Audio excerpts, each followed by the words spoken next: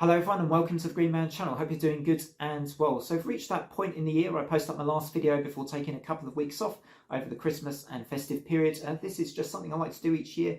It's good sometimes to take a complete break from social media anyway. Although saying that, I'll still probably respond to comments and watch videos on YouTube, but I just won't be posting up much content of my own, or if any content, over the next couple of weeks whilst I take a bit of a break over Christmas. Anyway, so this video is going to be split really broadly into three main parts. First of all, I'm going to be sharing my quick thoughts and reflections on the channel from the past 12 months, how I feel things have gone, and just some general comments about that. The second part of the channel will be my Q&A section. So thank you very much if you put forward some questions for me to answer. Really appreciate that. I look forward to answering those as truthfully and honestly as possible when we come to that part of the video. If you don't want to hear the bit of me talking about my reflections on the channel for the past 12 months, you might just want to skip straight forward to the Q&A, and that's absolutely fine.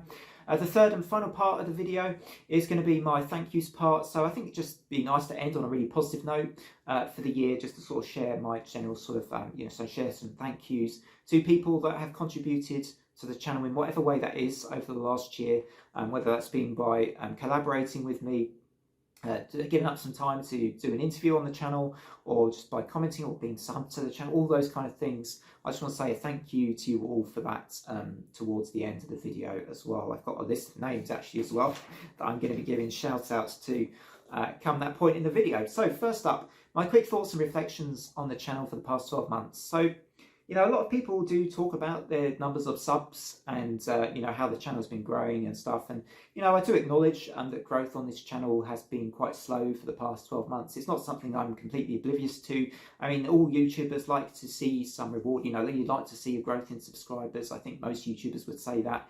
And, I certainly am a YouTuber that, I'd love to see a little bit more growth on the channel. I do, though, have a certain sort of philosophy on YouTube and an approach to my channel which is a little bit different, in some ways. That my channel is very broad and it covers a few different things. It's not just album reviews from one particular genre. It's different genres. It is talking sometimes about horror and fantasy stuff as well, so it's a very broad scope. And I've always, since the outset of doing the channel, been aware that the channel growth would probably be slow. So to me, it's not a massive issue. I'd love to see the channel grow a little bit more, maybe a little bit quicker, but it is what it is. And actually, in the last couple of months, I'm saying this right, that there has been a bit of a surge in growth of subs for the past couple of weeks. In particular, I think the symphonic metal video has played a part. Who knew there were so many symphonic metal fans out there, right? And I've been called out on missing out Therion from my list, right? I have definitely been called out on that. So yes, I know I missed out Therion. I wasn't actually super familiar with that band, to be fair. I mean, I did say I'm not exactly a symphonic metal expert at the very beginning of that video, so it is what it is, right? But I hope you enjoyed that video. If you did come across it and you've subbed because of that video, thank you very much. But yeah, this is where we're at. So the other thing I want to say quickly before I move on to the Q&A, so I don't want to spend too long talking about subs numbers. I think, I'm the one that's, only really kind of going to be caring that much about that, right? But the other thing I want to say is I do approach my channel, and it's somewhat a selfish approach. I'll just be absolutely honest with you guys that I like to post stuff that I enjoy talking about. And if I stop enjoying talking about something, then I'm not likely to post much about it or to put much energy into the videos. For me, it's really important that I enjoy talking about what I'm talking about, right? Otherwise, I lose the passion, I lose the zest to do this. So, I appreciate YouTube. It works by having one particular theme that you're talking about often and catering to an audience, a specific audience, and then you grow the channel that way. For me, with the Green Man, it's going to be a bit of a slow growth. There might be a point at which everything changes, or that I do a video and suddenly that video is very, gets loads and loads of engagements and new subs and all that sort of stuff. I'm just being patient. I realise that it may never happen for the Green Man, and that's fine as well. I'm just doing it whilst I'm enjoying it, and yeah, just to address the fact that my channel has had quite a slow growth the last 12 months, but the last couple of months have actually been pretty good. So I'm steering that slightly back and then putting a positive spin on it, because I just like to be positive. I think you've got to be positive sometimes, haven't you? So yeah, I still slowish growth, but it's actually been pretty good recently, so it's all good. We're getting there with it, right? May get to 500 subs fairly soon. That would be great. It'd be fantastic to reach that kind of milestone. Actually, Longer term, it'd be great to reach 1,000, but that's probably some way off at the moment.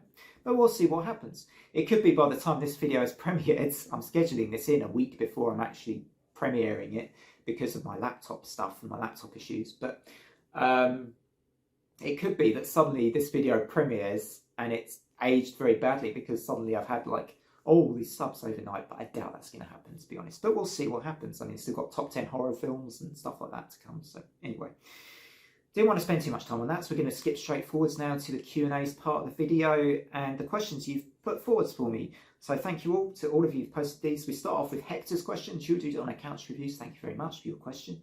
What fantasy book series is your favourite and why? Okay, I think for me it's The Wheel of Time by Robert Jordan and later by Brandon Sanderson, who finished the series off. Why is it my favourite series? It just has a lot of things I love about epic fantasy. Obviously the drama, but it's also got the politics. It's a lot of colourful characters. It's got fantastic cultures and ideas. It's great world building. There's lots of great cliffhanger moments in the series as well. It's really exciting. You know, it's like a more modernised Lord of the Rings, that series to me. I just love it. I think Wheel of Time is a fantastic series. It's a shame Robert Jordan didn't, you know, get to complete his own series. He passed away. But yeah, that's probably my favourite series in answer to your question. I also love The Dark Tower. That's quite a close second. The Dark Tower by Stephen King would be a close second because I also love that as well. That's a really great, exciting fantasy series too. So that's the first question. Second question I've got here is from 999, I think. So who do you think are some underrated metal singers? Good question. So I think that one of the top of my list for this would be Tom England's from Evergrey. It may be because Evergrey are still somehow not a household name in metal. I think they're a fantastic band, that they deserve more recognition. They are getting more recognition now, but I still think as a singer, that guy is so good. He should be on the tips of everybody's tongues, but I don't think Tom England is on the tips of everyone's tongues, if that makes sense. So for me, Tom England's one of the first names that come to my head when I'm thinking of underrated metal singers. Amazing clean singer. Another underrated metal singer, I'm going to mention a woman now, a front woman, called Hel Bogdanova from the Ukrainian band Ignia. And this band have had so many challenges. Getting out their most recent album actually made my top 20 list as well. But I think Hel is just supremely underrated at the moment, probably because that band are yet to really, I think, possibly realise their true potential. I think they've got so much potential. I think she's super talented as a singer from what I've seen of her and heard of her so far. And obviously at the moment, the big names, certainly if we're talking about women and female lead vocalists, you've got the likes of Courtney LaPlante, you've got the likes of Tatiana Shmayluk, Floor Jansen. Those are generally the ones that get a lot of the attention currently. It'd be great to see some other singers coming through from, you know, the next generation. I think Hel has so much potential. She deserves some level of recognition. I hope she gets that. I hope, but we also see some great albums from Ignia. That's the band coming out fairly soon in the near future. So that's my answer to that question. I think Tom England and Hel Bogdanova. So you've got, you know, two there, underrated metal singers. Maybe some more would be Josh Middleton from Silosis. Actually, I think he's got an underrated, clean singing voice. He's very much recognised for his guitar work. And Josh Middleton's from Silosis, another one of my favourite bands as it happens. Next question we've got from Officer K's Video Club. What do you think of Motley Crue, and do you think you might do an album ranking video? To be very honest, and I'm sorry if you really want me to do a ranking video, I'm probably going to say no. I'm probably not going to do Motley Crue. I'm not their biggest fan. I do appreciate that they've done some pretty cool songs. There are some songs from them I like, but I'm not sure I would do a trawl through all of the discography to do a ranking. It probably didn't help. The last album from them I listened to was Generation Swine, which is not exactly their best album by any stretch of the imagination, but I probably won't do Motley Crue, at least not unless there's suddenly a massive demand for it. Then I might do them, but probably not going to do Motley Crue. Next up, we got a question from Anton. What do you think about what some people say, namely that the quality of modern music is lower in general compared to the music from the past? Yeah, I hear this said a lot, you know. It's a lot of people from the older generations like, oh, music's not as good as it used to be, right? Here's the thing with this. I think that there is a case for that, because I do think a lot of music in the mainstream, the popular music, isn't quite what it used to be. There's a lot of reasons for that, I think. I could go into, like, it's all about marketing, much more about marketing now than maybe it used to be with the internet and everything. I would say that songwriting has lost some of its. I think songwriting is maybe not quite as good as it used to be, particularly in the 20th century, in the 60s, 70s, 80s and 90s. I think there's so many great songwriters that we had and that we were spoiled with back then. I think that's somewhat the reason.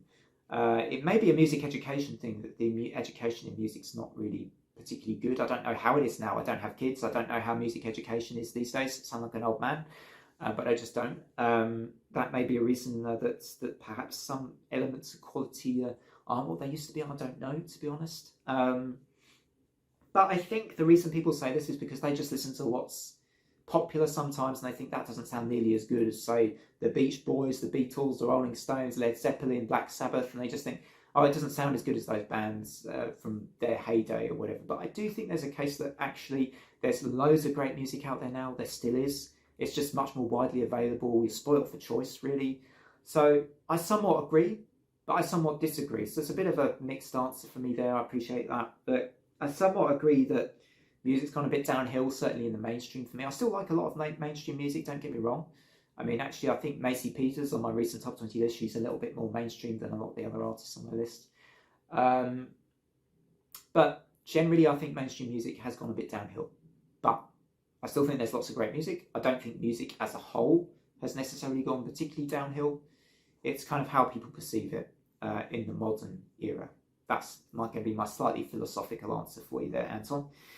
Next up, we've got Mary. Mary Music's. Hey, how you doing, Mary? So, best and worst concert you've ever been to and why, I think was your question. So, best concert, 2015. You had Megadeth, Lamb of God, Children of Bodom, and Sylosis. Why was that my best gig ever? Well, I just had such a great time. That gig was just a great time. It was such a blast. And I'll tell you this as well, I think all four bands were brilliant live, and I didn't realise how good Lamb of God were live. Not their biggest fan, to be honest. I don't check out their albums that often, but live, Lamb of God are something to experience. And it was enough to get me. I'm not really a mosh pit person, but that night I was well and truly in that mosh pit, and I got some bruises, and I was pretty battered by the next day. I could still walk and stuff, but it was kind of... You know, I did feel like I was actually going to asphyxiate at one point in that mosh pit. But it was great fun. Probably my favourite ever gig, because not only were the bands great, but the experience was great. Which brings me on to my worst gig, which was actually probably the following year. And it wasn't that the performances of the bands were bad. You know, a lot of times at gigs, your worst experiences are just those that you just have a bad experience at. And the thing was, this gig was this was 2016. This was Amon Amarth and Testament and Grand Magus, or Grand Magus, don't know how you say that band name actually. But the reason it's my least favourite gig was just that it was so crowded. Where I was standing was because my friends wanted to go down the front, so I went down near the front. But I was so crushed near the front of that gig, I couldn't enjoy it because I was so uncomfortable. That's probably been my worst gig experience. I haven't had that many bad gig experiences. I've been quite lucky. But that one where I was pretty much crushed the entire gig and I just couldn't move and I couldn't enjoy it because of that. So that's my worst gig. 2016, Amon Amarth. Best gig, 2015, Megadeth, with that amazing lineup. Lamb of God, Children of Bodom and Sylosis as well. What a gig that was. Yeah, that's probably my favourite. But there have been other great gigs as well. 2013, Iron Maiden was another one I'd shout out. 2007, seeing Metallica, Mastodon, Machine Head and Him. That was an incredible gig at Wembley Arena. Another great gig I saw was 2012, Maccabees, with support from British Sea Power. For me, British Sea Power outperformed the Maccabees at that gig. That's another great gig. But anyway, I'm going off on a tangent. You only wanted to know my favourite gig and my least favourite, and I've given those. So 999's got another question for me here, and we've got, what is the worst song by a band you like and why?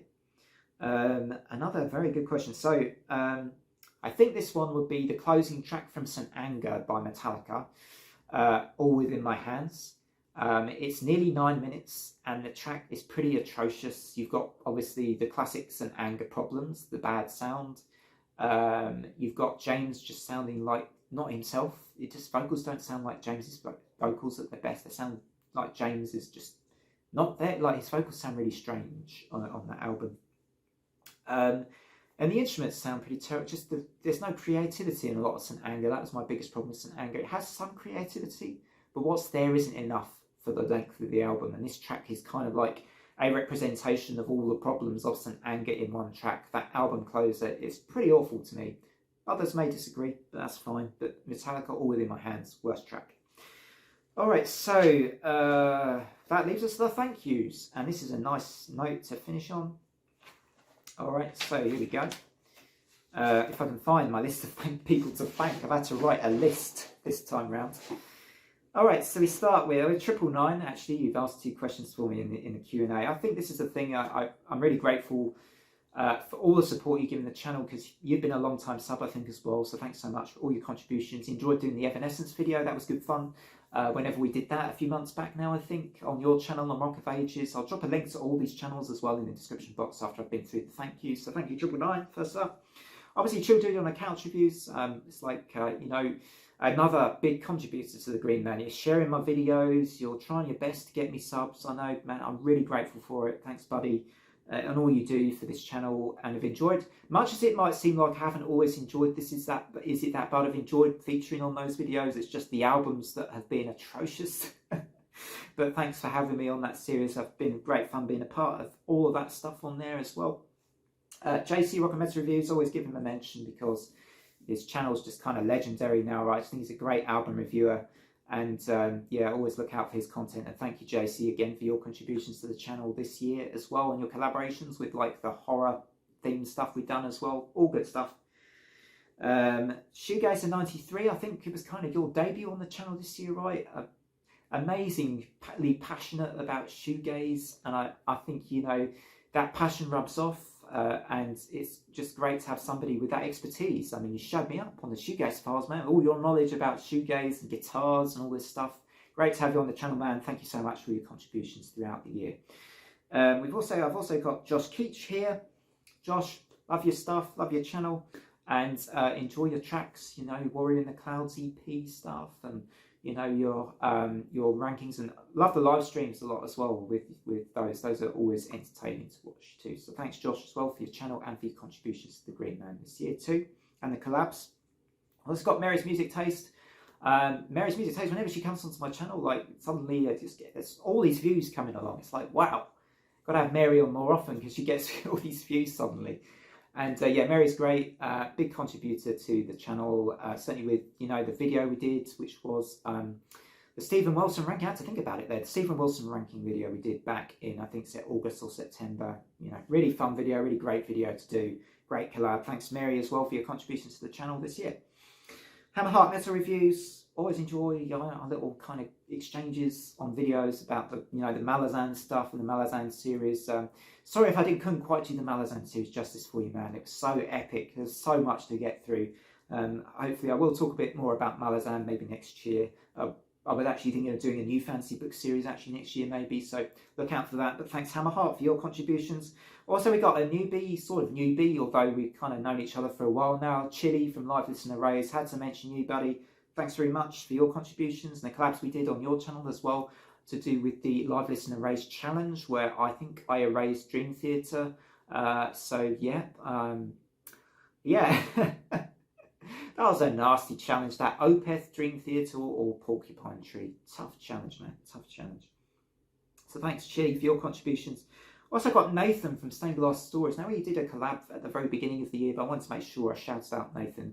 I mean, he's got a very big shoegaze channel. It's a fantastic channel where he does lots of documentaries, but a shout out to Nathan as well from Stained Glass Stories too. All right, and everybody I interviewed as well. Quick shout outs to my interviewees. Thank you to Matt Catling from Under the Sun, Tom and Macy from the band Oceans in Australia. Also, Charles Sale from Baba Ganoush in Australia and Brisbane as well. Thank you for your interview back in September. Baba Ganoush, also one of my favourite albums of the year, made it right up to number 2. And we got Bartosz Niswiecki as well to thank from Waterville. And yeah, another band I really enjoyed listening to their EP earlier in the year, I think it was. So that's the end of that.